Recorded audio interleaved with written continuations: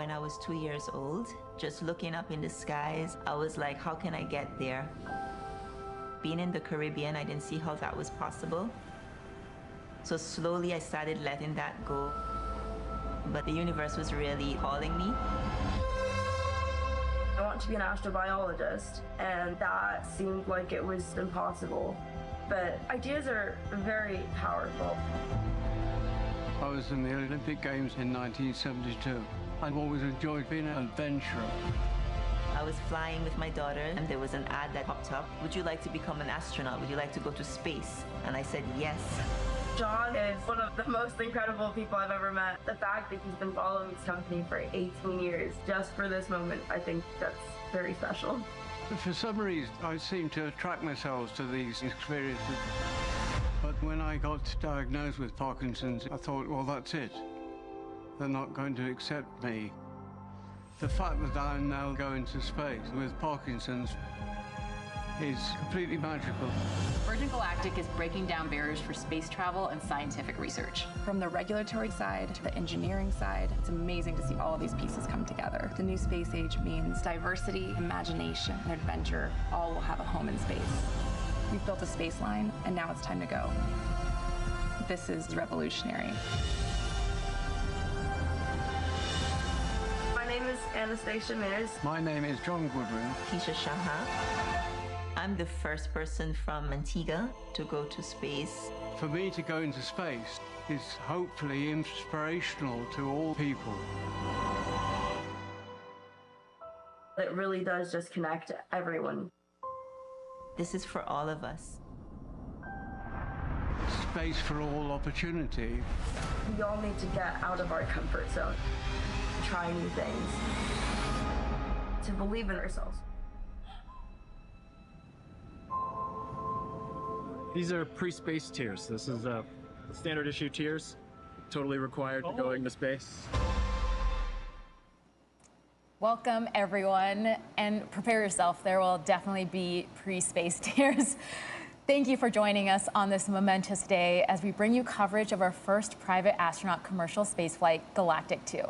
I'm Sarisha Bandla. I run research operations and government affairs here at Virgin Galactic, and I had the privilege of becoming astronaut 004 on our Unity 22 test flight. We're coming to you live from our home at Spaceport America, set in the beautiful state of New Mexico here in the U.S. Days like today don't come around all too often. They're special days that mark moments where boundaries are broken and what we thought to be impossible is redefined.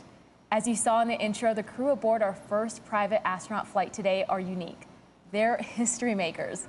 They're not only achieving their own dreams, but they're also inspiring the entire world. On board, we have the first Olympian to go to space, the first astronauts from Antigua and Barbuda, the first mother-daughter duo to fly to space, and the youngest astronaut in history. And also, one of my personal favorites, this is the most women ever in a single space flight, and our mission is also majority female, which is huge given that less than 100 women have gone to space total in our history. The list goes on for this incredible crew, and I can't wait for you to get to know them more on this show. But first, let me introduce you to my co-host, our Mission Insights Specialist, Jonathan Ritchie. For those of you who have joined us before, you know that our Mission Insights Specialist will give you live play-by-play updates direct from Mission Control. So thanks for joining us again, JR. Thanks, Sarisha. What a pleasure it is to be in the studio with you today. I can't wait to get into this flight and share it with all of our viewers across the world. It's an absolute pleasure to have you here in the studio. And thank you. Can you tap into that special power of yours and give us an update on our crew and our vehicles? Yes, I can. So, as you can see, the vehicles are already airborne. We have, earlier this morning, observed a perfect takeoff from our runway here at Spaceport America with Eve, the mothership, piloted by astronauts Nicola Pacelli and Mike Masucci. Mothership Eve has completed the climb to launch altitude, which for today's flight is 44,500 feet. But in addition to that launch altitude, there's also a designated launch point within the airspace. Everything is looking fantastic. As I said, we're already at altitude. We're at 46,000 feet right now, and just a beautiful view you get from up there. I imagine our crew are taking it in, and they're preparing themselves as we get closer and closer to that big moment. Amazing. I can feel the anticipation, and I'm not even on board. Now, the individuals today on board bring with them a wealth of diverse motivation and wonderful stories that make them one of the most extraordinary crews to ever fly to space. And when I say it out loud, I really just can't help but feel immense pride. It's always been Virgin Galactic's core mission to broaden access to space, giving more people from all corners of the globe more opportunities to experience the wonder and awe of space travel. And today really feels like the start of something very special. Now, on board first, we have John Goodwin, an Olympian and one of the first Virgin Galactic ticket holders. He's waited 18 years for this. John is joined by Keisha Shahoff and Anastasia Myers, a Caribbean mother-daughter duo who won their seats in a draw that raised funds for nonprofit Space for Humanity. These three remarkable individuals show that the barriers that once existed to becoming an astronaut are being broken down. Now, to date, fewer than 700 people have traveled to space. And not only that, but the rich diversity of humankind is still really truly to be represented. And we're here to change that, beginning with an 800-strong community of future astronauts that come from astonishing 60 different nations across the globe. And some of them will be the first of their nation to experience space. And that is certainly true of today. And I know we have a lot of future astronauts joining us from around the globe here on our live stream. So a huge shout out to all of our future astronauts in that incredible community. You know, Sarisha, that's what I really love about Virgin Galactic. We're allowing people that chance to realize the dream of going to space, a dream that I hope to realize myself one day.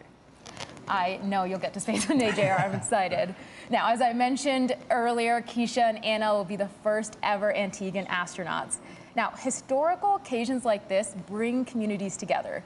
The whole island is celebrating this milestone, including guest Prime Minister Gaston Brown and Virgin's founder, Sir Richard Branson.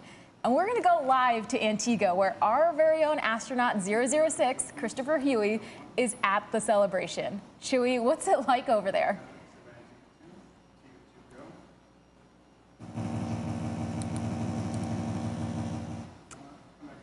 All right, it looks like we have a few technical difficulties, so we'll try to check in a little bit later. But I saw some of the celebration, honestly, a bit earlier, and it looked amazing. There was a huge crowd there supporting Anna and Keisha. We saw Chewy give a presentation about the flight to the crowd.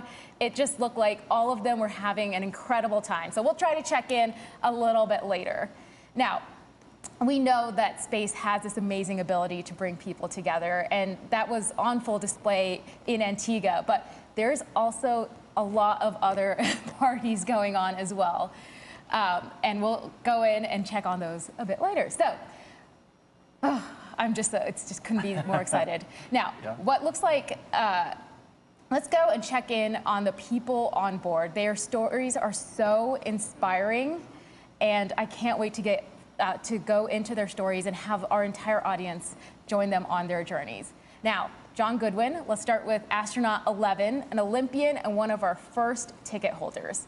Let's take a look at John's story.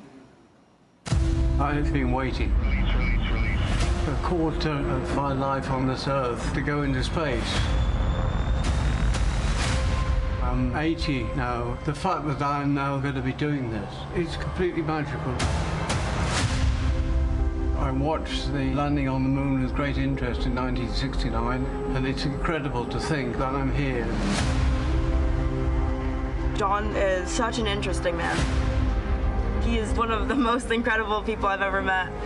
He's such a daredevil. This guy lives. I kayaked in the Olympic Games in 1972. I organized an expedition of 14 people. The record still stands today. I seem to attract myself to these sort of things. When I got diagnosed with Parkinson's, I thought, well, that's it. They're not going to accept me. We're going to space despite the Parkinson's. This attitude of space for all is a wonderful thing. Hearing his story makes me realize I'm going to be sharing this mission with such an amazing human. To space. This opportunity is completely unreal.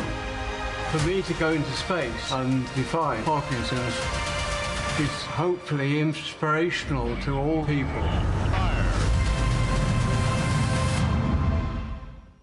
Now, John Goodwin's community in Stoke, England are watching together. And in New York City, friends are gathered at the Michael J. Fox Foundation for Parkinson's research to watch as well. He's got a huge community supporting him, and he'll only be the second person diagnosed with Parkinson's to fly to space.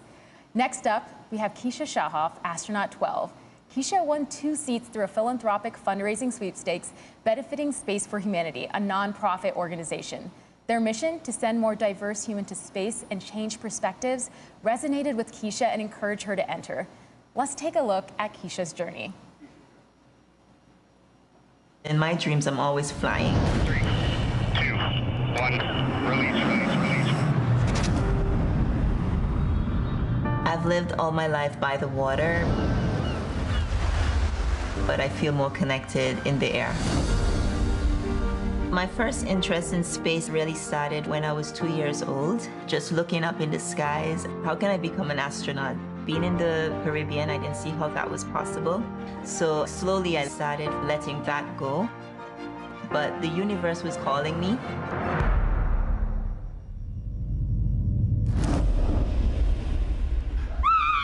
You're going to space! So you would be the first astronaut from Antigua, of course. Making history. You're making history. It's a very inclusive mission. My lifestyle is very much grounded. The same way that I live is how I educate and I help others in my coaching program. I hope to inspire people in this region to get beyond their limitations. When I was asked the question, I won 2 seats, who's coming with me? Anna looked over at me and she says, Mom, if anyone is going with you to space, it's going to be me. I feel like to be successful in this life, you have to be able to bend and stretch yourself. It's an adventure of humility and humanity. How can we come together to make this realistic for everyone? This is our mission. This is for all of us. Okay, Keisha's reaction to being told she's going to space just embodied an incredible amount of excitement. And to make Keisha's experience even more remarkable, she chose her youngest daughter, Anastasia Myers, astronaut 13, a college philosophy and physics student, to be her companion. Let's get to know Anna. Every time I look at the stars, it almost feels like I have a place in the universe. It reminds me that like everything happens for a reason. I've always been interested in any sort of science. I think it was in about grade 3 or grade 4, we started learning about astronomy. That made me so deeply interested in finding out what else is out there. I'm studying philosophy and physics in University of Aberdeen in Scotland. I want to be an astrobiologist. That thought seemed like it was so almost impossible. I do believe if she puts her mind on whatever it is she wants, I know she will achieve it. Hi, Anna. You and your mother are going to space. Anna, we won! I know I am very young. There's so many other people like me wanting to do something involving space and don't think that they actually have the opportunity to do that. Virgin Galactic's mission is to expand this to civilians. Ideas are very powerful. We all need to get out of our comfort zone, to try new things, to believe in ourselves. I mean, when I said this crew is incredible, might have been an understatement. They're absolutely extraordinary. Yes, they are. Now, I've heard that we have our feedback from Antigua, so let's check in with Chewy on the celebrations.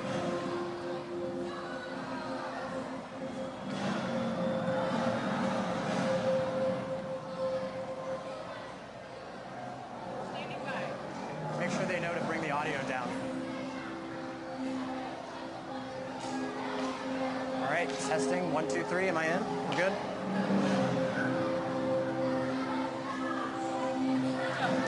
Sarisha, I'm here on the ground in Antigua, and the energy is absolutely off the charts. Now, we're coming right off the heels of Carnival, and we are gathered here for an amazing watch party where the people are gonna go crazy! Space has this amazing ability to bring people together, and we've got waving flags, we've got music, we've got dancing, maybe a little rum, I don't know. But everyone here is really excited for Keisha and Anna. Back to you in the studio, Sarisha. Amazing. I can feel the celebration. It's amazing. I can feel the energy. It's incredible. Now, going to our pilots who are going to be taking our dynamic crew to space, I want to introduce our commander of Unity, astronaut CJ Sturcow, a retired Marine test pilot and former NASA astronaut. Sturcow is a veteran of 4 space shuttle missions and 3 Virgin Galactic Unity missions. He's the first person to launch to space from 3 different states. Piloting Unity today is Kelly Latimer, who has logged more than 6,700 hours in her 32-year flying career. Kelly also operates as our Senior Director of Flight Test. This will be Kelly's first space flight, and she'll become one of only a handful of women to pilot a commercial spacecraft. And joining the crew in the cabin is my fellow Unity 22 crewmate, Beth Moses. Beth is our chief astronaut instructor overseeing all the training and preparation of the Galactic 2 crew. Beth is flying with the crew to continue to evaluate the spaceflight experience for our future astronauts. Now, speaking of our future astronauts, JR, how are we looking? Well, we are about 4.5 minutes out from release. That's an estimate based on our expected time of arrival at the release point, and that gets closer and closer to being accurate as we get closer and closer to that release point. So at this point, 4.5 minutes out, that's a fairly accurate estimate. All right, you know, space flight is not just a trip to space. I know we're following our crew to their release altitude, but it's an experience that starts well before the rocket lights. And this crew has an amazing amount of supporters behind them. Their friends, families, and communities around the world they're inspiring. Let's take a look at some special messages sent in for this crew. Former NASA astronaut Ron Guerin here. I can't wait for you to hear. 3, 2, 1, release, release, release. Keisha and Anastasia, good luck on their space trip. Hello, John. You truly are an inspiration. My heartfelt wishes for a safe and a meaningful space flight. Remember that you carry with you the dreams of so many others as you carry us all closer to the stars. Anastasia, now you're representing the University of Aberdeen in space. I'm just sending a message to all the students and the community that our dreams can come true. Congratulations to my cousin Keisha. I'm so happy you put the energy out there, and Virgin Galactic, you caught it. We knew you were born to fly. You're going to be inspiring a whole generation of young Antiguan and Barbudans. Hi, I'm Keisha. I miss you a lot. And I'm happy your dream came true. Good luck to the entire crew, and especially Anna. We're so happy for you. We're supporting you, and we're all here for you. This is just a huge historic moment. I'll be watching from here in Australia. Here in the UK. From Antigua. From Iceland. From Edinburgh. Godspeed. Bring me back a Mars bar. Now, as astronaut Ron Guerin said, at this point, we're getting close to our release point. So I'll turn it over to our Mission Insight specialist, Jonathan Ritchie, to take us through some of those final checks and talk us through what happens after release as well. Thank you, Sarisha. So at this point, the pilots are ensuring that the spaceship is in its launch configuration. You know, after I just said we're that time estimate's pretty accurate at this point. Well, we went and adjusted it. So we're about 3.5 minutes out right now and currently conducting our L-4 checks. That's a series of checks that we accomplish at designated points on our flight profile to ensure that the spaceship is go for launch. This is also when Spaceship Unity will isolate its air supply from Eve and prime the rocket motor by opening the backup oxidizer valve. Once these actions are complete, the pilots will seek clearance for release from the MCC, that's shorthand for the Mission Control Center. The MCC team consists of experts across various departments and disciplines within the company, and they're verifying these checks with our crew every step of the way. For me, this is where I really start to feel the anticipation building and get excited. I can only imagine what it'd be like to be on board right now. This is really the time when the anticipation builds.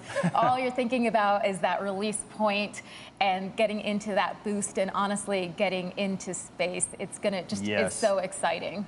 And I just heard the L-4 checks are complete. So as you just mentioned, that release point, right after that, the crew lights the rocket motor, and Unity's trajectory to space starts in that horizontal release position before turning towards space, a maneuver that we refer to as the gamma turn. And then the rest of the rocket motor burn occurs in the vertical. We're now 2 minutes out from release. The rocket motor boost was one of my favorite parts of the flight. Seeing the Earth drop away and seeing space come into view is just absolutely exciting. And of course, our vehicle gives our customers the best view of Earth with the amount of windows we have. Yes. So we are go for release on time. That's about 1:40 from now. As you mentioned, that view from Earth, when the rocket motor burn is completed, the pilots will command the ship to feather. That's rotating the tail and the aft section of the wing up to about 60 degrees. And that starts a backflip maneuver for our spaceship. And it orients the vehicle such that all of those windows overhead are providing just a fantastic view for everyone on board to be able to look down at the Earth below. All right, so we're about 1:10 away from release at this point, 1 minute. And I can see the crowds in Antigua, and they're excited. I can see the crowds here at Spaceport America getting ready to cheer our crew on their ascent to space. So the last set of checks that will be done, we refer to as the L-30 or 30 seconds to release. And that's when the Spaceship Unity pilots ready and arm the launch pylon. And that allows, once we get to the designated point in our flight profile, for the mothership pilots to engage the release and set Unity free. We're now 30 seconds away from release. The very last preparation that the pilots in Spaceship do before release is they push that control stick all the way forward, ensuring that we have a perfect separation. We're 15 seconds. 10.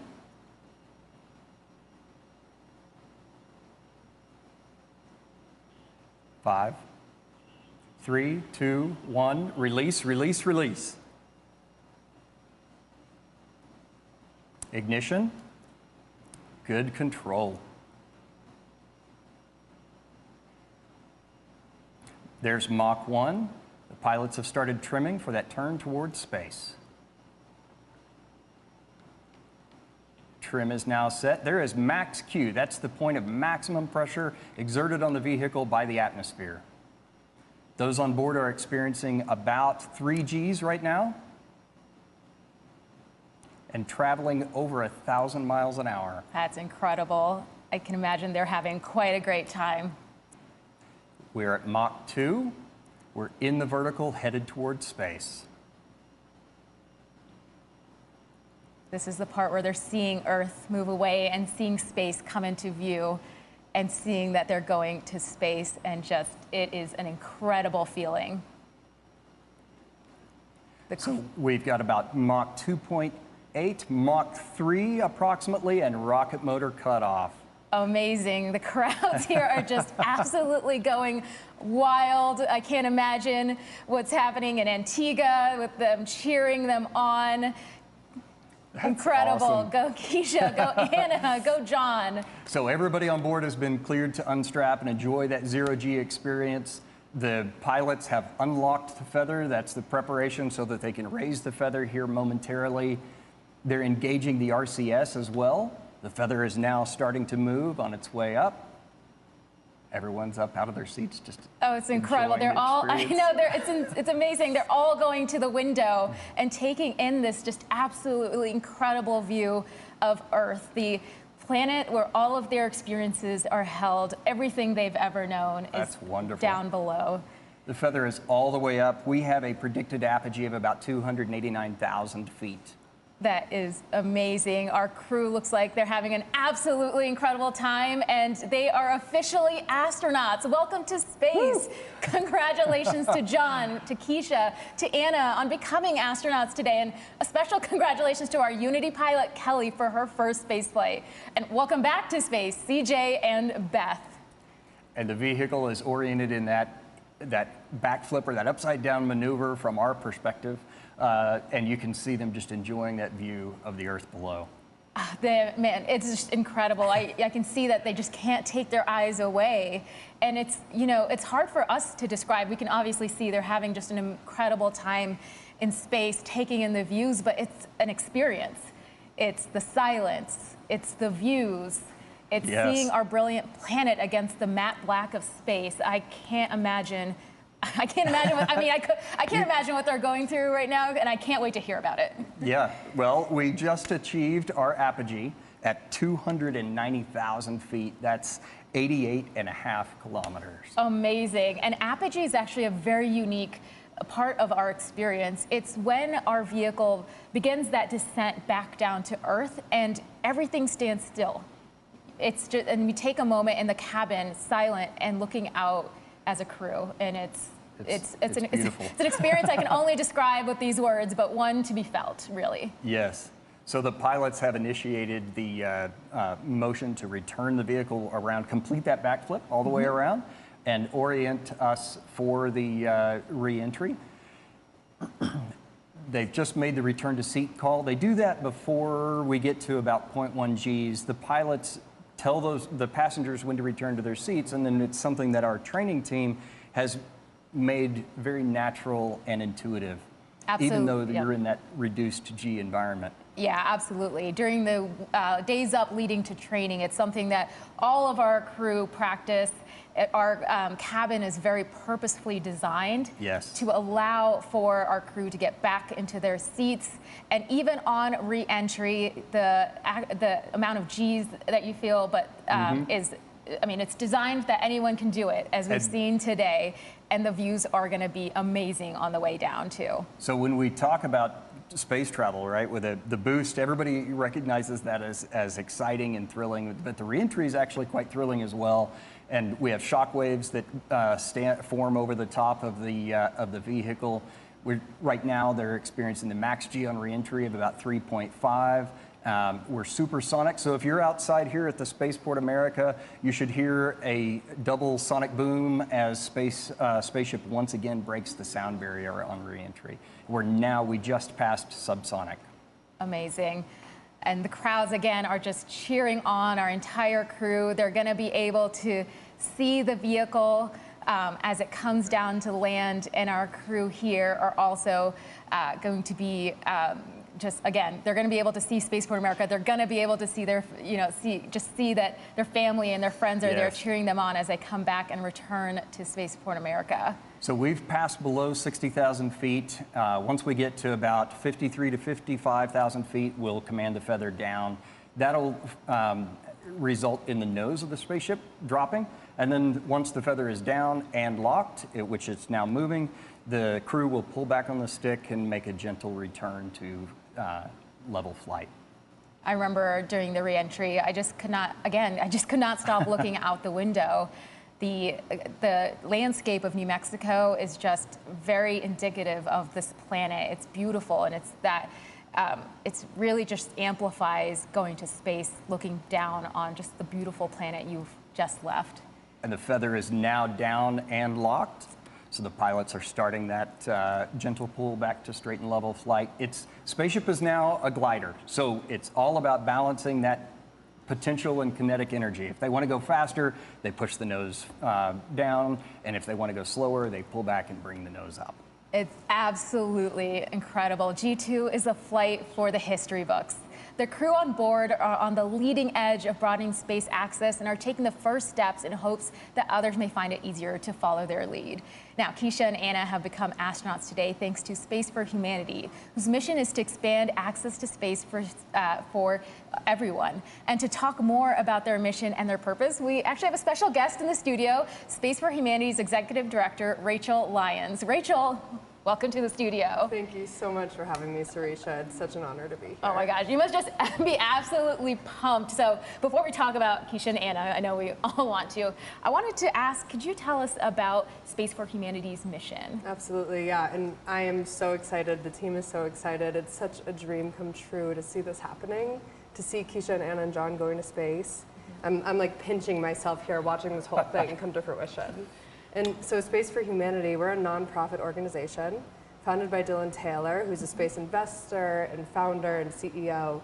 And our mission, as you have been mentioning, is to sponsor people from all over the world to go to space. Yeah. Also, as you guys have both been mentioning, when people go to space, and they look back down at our planet as this interconnected, fragile, beautiful, finite planet, it changes a person's perspective forever. Yeah, As you spoke about so beautifully. Yeah. And so we're really passionate about giving that perspective to as many people as possible by sending people who can be representatives for different areas and nations and places that haven't necessarily had exposure to this. And then so they can come back down and be that for the people from their country, the people in their communities. Yeah, I mean, could you talk a little bit more about that? What impact do you see your citizen astronauts having, or what impact do you hope that they'll have upon return to Earth? Yeah, so we've sent 2 people to space so far. Of course, we're so grateful for this partnership with Virgin Galactic to send Keisha to space, and then more soon. That no announcements yet, though. And so in terms of the impact that we hope that they have, I would say that it's different depending on the person. And we can't predict what that is. But what we're looking for is people who are committed to making a difference in their communities, people who have a track record of success, people who have a track record of doing things that make a difference in the world, people who are natural leaders. And so the hope is that each of them come back down and make a difference in a way that's true for them.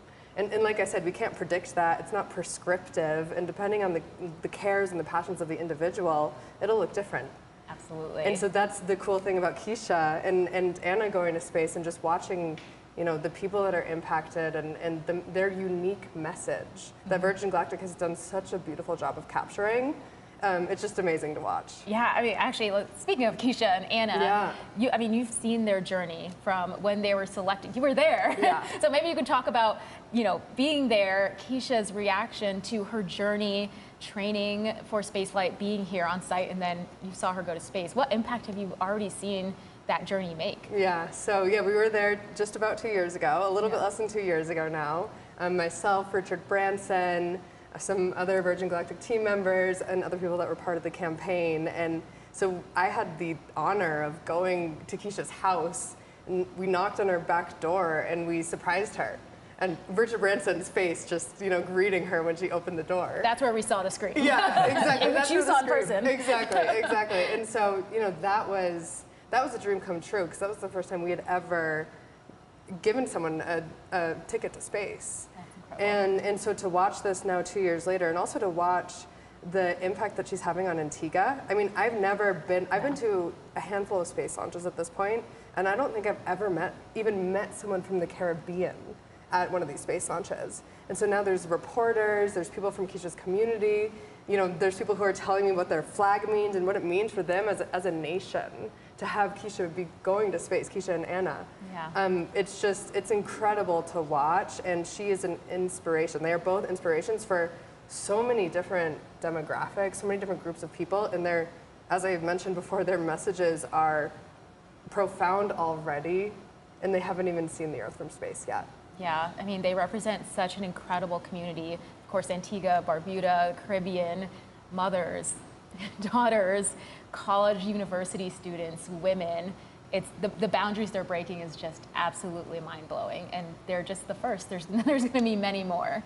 So exactly. I know you're eager to get back and cheer them on as they come into land, but anything you want to say just to close out, and you know, just tell us about your excitement for Keisha and Anna landing and being there to cheer them on. Yeah, no, I mean, I guess all I'll say is I've had the pleasure of spending some time with Keisha. After we surprised her, she and her husband gave me a tour of the island for a day afterwards, and for her, this is like the biggest dream of her life. And she gets to bring her daughter on that too. And so I think that's what I will leave everyone with, is just imagining what it would be like for someone who's dreamed of this forever to get to go and have this experience and be cheered on by her entire community. It's absolutely incredible. I know you're going to be right there when they get back to give them the biggest hug. Yeah, definitely. Can't wait. Amazing. So speaking of cheer, let's check back in Antigua with Chewy. And access to space for everyone. And to talk more about their mission and their purpose, we actually have a special guest in the studio, Space for Humanity's Executive Director, Rachel Lyons. Rachel, welcome to the studio. Oh my God, he was just absolutely pumped. So we're going to talk about Keisha and Anna, we all want to. But we're going to ask Trisha. I'm here with the Prime Minister of Antigua and Barbuda, and we just witnessed something absolutely amazing. Prime Minister, what does this mean for Antigua and Barbuda? Well, it's the most significant event for the people of Antigua and Barbuda and the Caribbean. This is certainly a major achievement, and an achievement that will help to inspire great ambitions of the Antigua and Barbudan people. We're very proud of the courage and certainly the resilience of Keisha and her daughter. And we are just very happy. Thank you. As you can see. Sorry. Thank you, Mr. Prime Minister. Sure. So sorry. 20 minutes past. We're good. 20 seconds goes fast. All right, we got it. Oh, amazing, amazing, amazing. The energy in Antigua is just incredible. I can feel it. The energy here at Spaceport is absolutely amazing as we welcome our crew back as they come in for landing. Now, let's take it over. JR, can you give us an update on their progress back to Earth? Yeah, I sure can. We're, at this point, just under 12,000 feet. Kelly was at the controls there for most of the glide. CJ has just resumed control of the flying the spaceship. So the approach checks are in work. They've planned to manage their energy management as you do with a glider, and now hitting those waypoints as they come in to runway 34 here at Spaceport America. So that's south to north on the runway. For those non-pilots tuning in, those numbers represent the first two numbers on the magnetic heading of your compass. So 34 is 340 degrees. So we're doing a turn to final right now, and that's a left turn so that CJ, the pilot, the commander in the ship, has a view of the runway. The landing gear is now down and locked. And we're about 7,500 feet. Amazing. Again, I've said this before many times, but the crew have this incredible view, not only of the New Mexican landscape, but of our spaceport facility, which is this incredible facility where they spent the last few days bonding with their crew and training with their crew. So, of course, it holds a special part in their hearts, and they get to see that view on their way down. So we're 1,000 feet above the runway. The runway here is about 4,500 feet or 500 feet. Pre-flare, that's pulling the nose up and taking advantage of the ground effect. It's extra lift you get when you're close to the ground. We've crossed the threshold. That's the beginning of the runway.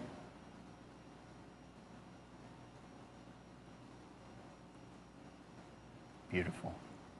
And touchdown of the main gear. Now CJ's going to hold the nose gear up for a little bit. That helps bleed off the energy that the spaceship has, using the air drag associated with that. Now he started to lower the nose.